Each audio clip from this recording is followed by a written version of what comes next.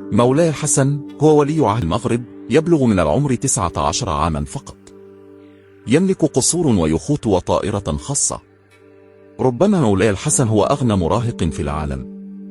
كان محظوظا جدا لأنه ولد في عائلة ملكية ثرية، لكن من غير المحتمل أن حياته سعيدة وخالية من الهموم، حيث إذا اكتشفت كيف يعيش حقا ستتوقف عن حسده، وأن تتمنى مثل هذا المصير لك ولأطفالك. سأخبركم في هذا الفيديو ب10 أسباب تجعل مصير مولاي الحسن ليس سهلا. لماذا هو جد جدا؟ ولماذا لا يسمح لخدامه بتقبيل يده؟ لنبدأ. أنتم تشاهدون قناة 3 ستات. مولاي الحسن بن محمد هو الابن الأكبر لملك المغرب محمد السادس والأميرة للا سلمى. سمي على اسم جده الحسن الثاني عند توليه الحكم، ومن المتوقع أن يحمل الاسم الملكي الحسن الثالث عند توليه الحكم.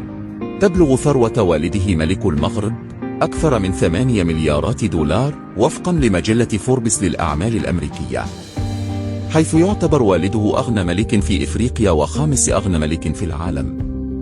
حصل على معظم تلك الأموال من ميراثه الملكي، لكنه أيضا رجل أعمال جيد، لأنه حول العديد من قصوره إلى فنادق. تمنحه مجموعة الفنادق هذه ما يقرب من 100 مليون دولار كل عام كحصة أرباح. في غضون ذلك تتمتع العائلة المالكة المغربية بواحد من أكبر الثروات في العالم. لهذا السبب يعيشون في رفاهية لا تصدق. ذكرت مجلة فوربس أن ميزانية التشغيل اليومية للقصر الملكي المغربي تبلغ 960 ألف دولار. معظم الأموال ينفقونها على الخدم والملابس وإصلاح السيارات. يمتلك الملك وعائلته 12 قصرا، لكنهم يستخدمون 4 منها فقط. لديهم العشرات من سيارات مايباخ وأستون مارتن وفيراري باهظة الثمن. كل هذه الثروة المذهلة تعود أيضا إلى نجل الملك مولاي الحسن، حيث تم تحديد مصيره مسبقا منذ تشكله في بطن والدته، وفي يوم من الأيام سيصبح ملكا وسيحكم البلاد. لهذا السبب كان الأمير يحضر المناسبات الرسمية مع والده منذ سن 9. يسافر حول العالم على متن طائرته الخاصة غوفترين جي 150 والتي تبلغ قيمتها 67 مليون دولار. يقال إنها واحدة من أغلى وأقوى الطائرات المتاحة لكبار الشخصيات. يمكن أن تطير 14 ألف كيلومتر بدون توقف وتتسع ل8 ركاب و4 من أفراد الطاقم. الطائرة مزودة بنظام دفاع صاروخي إسرائيلي بقيمة 20 مليون دولار. يقضي إجازاته مع عائلته في يخوت الفاخرة، لكن حياته فقط للوهلة الأولى تبدو مكتملة ورائعة. فيما يلي 10 أسباب تجعل حياة الأمير ليس بالشكل الذي نراه. السبب الأول: لديه الكثير من المسؤولية. في عام 2013 بدأ مولاي الحسن المشاركة مع والده في ارتباطات رسمية. من الصعب تصديق أنه في تلك اللحظة كان عمره 9 سنوات فقط.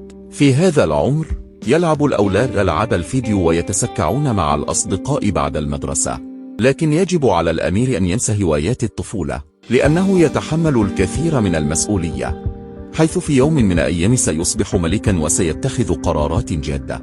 في عام 2017 كان مولاي الحسن أصغر مشارك في قمة كوكب واحد في فرنسا، حيث نال شهرة دولية.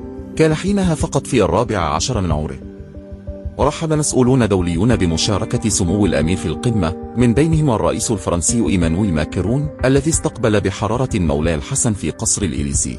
كان تصرف الولد الصغير كرجل بالغ وجاد. في النهاية مثل بلده ورافق والده الملك. عندما كان مولاي الحسن يبلغ من العمر 15 عاما، مثل الملك محمد السادس في حفل إطلاق عمليات ميناء طنجة المتوسط الثاني الجديد. وبعد شهرين حضر مولاي الحسن جنازة الرئيس الفرنسي الراحل جاك شيراك التي جرت في باريس. يدرك ولي العهد المسؤوليات التي تشكل جزءا من العائلة المالكة، وغالبا ما يرى إلى جانب الملك في الأحداث الكبرى دوليا ووطنيا. السبب الثاني: لا يستطيع ارتداء الملابس التي يحبها. في المناسبات الرسمية يرتدي الأمير دائما بدلة رسمية بربطة عنق.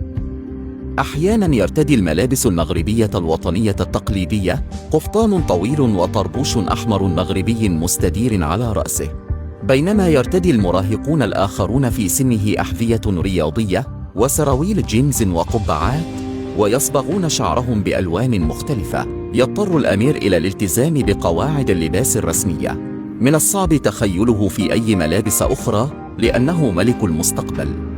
السبب الثالث: لا يستطيع الزواج من فتاة يحبها.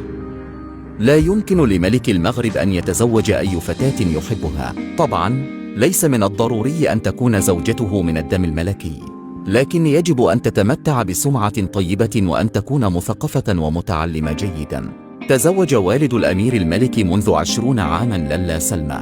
لم تكن الفتاة من أصل نبيل، لكنها كانت من عائلة مثقفة ومحترمة. عندما يلتقي الأمير بالفتاة التي يحبها، سيتعين عليه أولاً إقناع عائلته بأنها تستحق أن تصبح زوجته.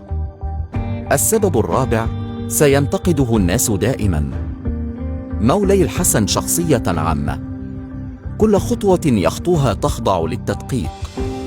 من البديهي سيتم انتقاد كل أفعاله. غالباً ما يتعرض والده محمد السادس لانتقادات بسبب انفاقه للمال ببذخ، بينما تعيش العائلات المتوسطة في بلاده على $1 في اليوم. لا عجب أنه عندما سيصبح ملكاً سينتقده الجميع بقدر ما يتم انتقاد والده. السبب الخامس: عليه أن يفعل ما لا يحبه. يلتزم جميع الملوك بالبروتوكول الاجتماعي، غالباً ما يتعين عليهم فعل ما لا يودون. في بعض الأحيان قد يكون أداء الواجبات الملكية أمراً صعباً للغاية، خاصة إذا كنت مراهقاً تكره تقبيل يدك. وفقاً للتقاليد المغربية، أي شخص أكبر عمراً منك وتحترمه وجب أن تقبل يده. نفس الأمر ينطبق على ملوك المغرب، فعندما يحيي المسؤولون الملوك من المفترض أن يقبلون يدهم. لكن يبدو أن مولاي الحسن ولي عهد المغرب يكره هذا التقليد بشكل قاطع. يخطف الأمير يده بعيداً في كل مرة ينحني فيها أحد كبار الشخصيات أو المسؤولين لتقبيلها. السبب السادس: أنه يعيش بدون أم. وبحسب الشائعات فقد طلق الملك محمد السادس في عام 2018 زوجته الأميرة للا سلمى، لكن هذا لم يتم الإعلان عنه رسمياً. يعيش الأمير مولاي الحسن بدون أم في فترة صعبة عليه. من المعروف أن للا سلمى غادرت القصر الملكي، لكنها تداوم التواصل مع الأطفال وتقضي العطل معهم أحياناً، حيث تم رصدها مع أبنائها عدة مرات في شوارع مدينة مراكش المغربية. السبب السابع: يتوقع منه الكثير. مولاي الحسن هو الوريث الوحيد للعرش، لذلك يؤمل منه الكثير. الأمير طالب جيد ويتحدث عدة لغات، بما في ذلك العربية والفرنسية والإنجليزية والإسبانية. حصل على البكالوريا عام 2020 والتحق بكلية الحوكمة والعلوم الاقتصادية والاجتماعية التابعة لجامعة محمد السادس للفنون التطبيقية في ابن جرير. السبب الثامن: لا يستطيع أن يكون على سجيته. في جميع المناسبات الرسمية يبدو ولي العهد بوجه حاد ومتوتر للغاية، وكأنه لا يستطيع الاسترخاء. من المحتمل أن يكون لديه الكثير من المسؤوليات بالنسبة لعمره. السبب التاسع: لا يمكنه قضاء وقت فراغه كما يريد، لأنه يخضع دائما للمراقبة عن كثب. أينما ذهب الأمير لحضور حفل موسيقي أو معرض كتاب، تتبعه حشود من الصحفيين حاملين الكاميرات في كل مكان. لهذا السبب لا يستطيع مولاي الحسن الذهاب إلى أي حدث يريده، لأنه من المهم بالنسبة للملك المستقبلي حماية صورته. عندما ولد الأمير مولاي الحسن، تم تكريس 21 طلقة للاحتفال بهذه المناسبة السعيدة.